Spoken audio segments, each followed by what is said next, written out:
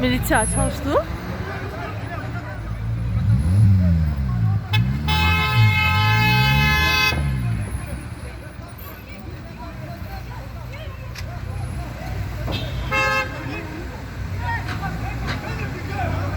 Kırgızları.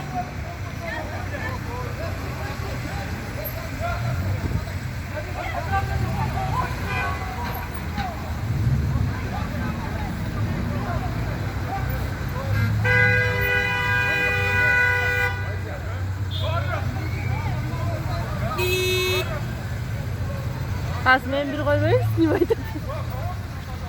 Kıt. Nasıl kıt?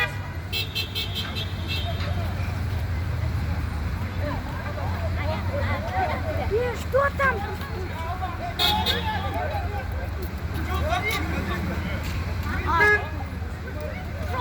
Пробки. И что они там делают? Они как